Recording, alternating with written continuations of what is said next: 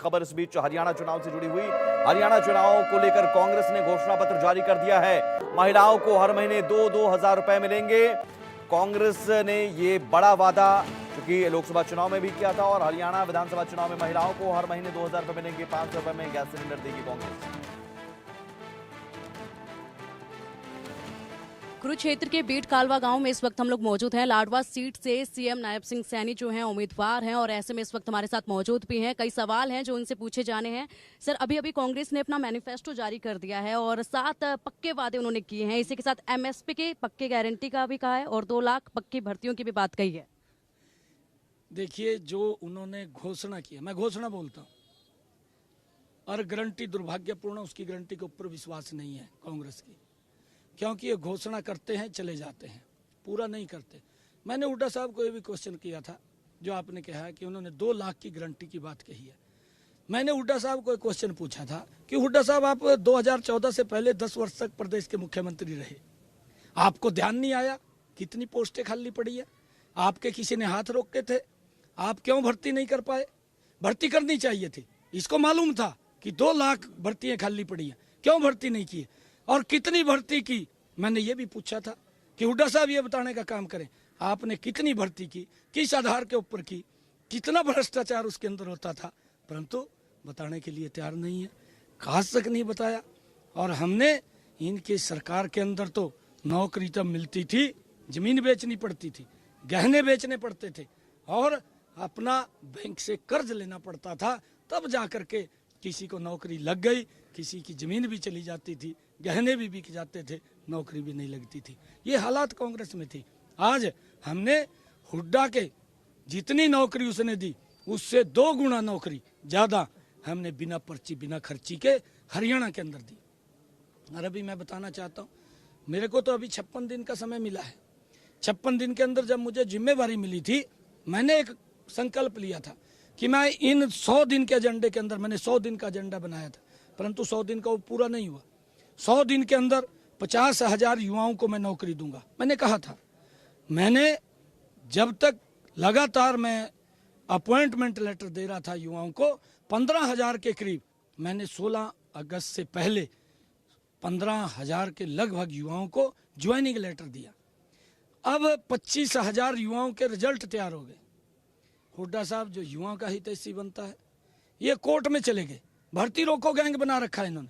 कोई भी हम ऐड निकालते हैं, ये कोर्ट में पहले खड़े होते हैं जाकर के, हमें वहां पर जाकर के कोर्ट के अंदर सारा बताना पड़ता है और कोर्ट जब देखता है सारी प्रक्रिया को, फिर वो बोलता है कि आप भर्ती करिए, आपकी प्रक्रिया ठीक है। ये मैं हुड्डा साहब को बता रहा हूँ। हुड्डा साहब को ये सुन भी रहा है, वो देख भी रहे हैं, देखते हैं, उनको मालूम है। परंतु मैंने ये, जब ये लोग कोर्ट के अंदर गए, चीफ इलेक्शन कमीशन पे गए और ये कहा कि ये भर्ती, ये परिणाम ना निकालें, ये युवाओं के विरोधी हैं, ये युवाओं के दुश्मन हैं, और ये सोचते हैं। आज ही एक इनके विधायक की जो प्रत्याशी है उसकी वीडियो वायरल हो रही है, आपने देखा है, वो ये बात कह रहा है लोगों के बीच में जाकर के, कहा एक व्यक्ति 50 वोट डलवाए उसको नौकरी दूंगा। भाई 50 और 49 लोग कहाँ जाएंगे? वो कहाँ जाएंगे? किस प्रकार की बातें कर रहे हैं? फिर वही भ्रष्टाचार आ जाएगा, फिर वही भाई भतीजावाद खड़ा हो जाएगा आकर के। उसी दिशा के अंदर ये लोग इस हरियाणा को ले जाना चाहते हैं। परंतु मैं ये बात कह रहा हूँ, मुझे स्टेटमेंट भी देनी पड़ी जब ये चीफ इलेक्शन कमीशन पे गए और उसने कहा कि अभी परिणाम नहीं निकालेंगे। तो मैंने कहा आज टिल डेट, आज 32,000 हमारे परिणाम तैयार हो गए हैं, 32,000 युवाओं के। उस दिन 25,000 के थे, आज 32,000 के हो गए, और जब 8 तारीख आएगी ये लगभग 35,000 को क्रॉस करेगा। मैंने जो 50,000 नौकरियां देने की बात कही थी, मैंने ये स्टेटमेंट देनी पड़ी कि मैं शब्द बाद में लूंगा, पहले इन युवाओं को ज्वाइनिंग लेटर दूंगा। ये हुड्डा साहब क्या बात करते हैं, 2 लाख नौकरियां देंगे। अरे हिमाचल में तो जहाँ का देख लो, हमने 1 लाख की बात करी थी, आज तक ऐड नहीं निकाली। क्यों लोगों के अंदर आप इस प्रकार की रेवड़ियां झूठ बोलने का काम कर रहे हैं?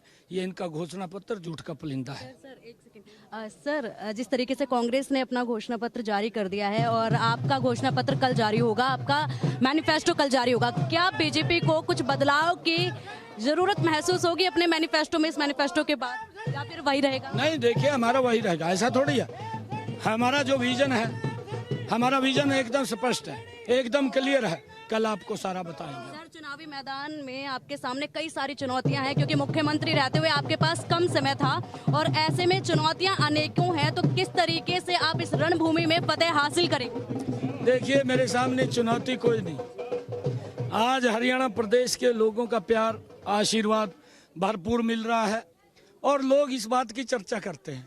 मैं आपको बता रहा हूँ, मैं क्योंकि पूरे प्रदेश में जा रहा हूँ, प्रदेश के अंदर लोग ये बात बोलते हैं, कहा समय कम मिला और अगर और समय मिलता तो और काम होते, क्योंकि मैंने पूरा 100 दिन का एजेंडा तैयार किया था।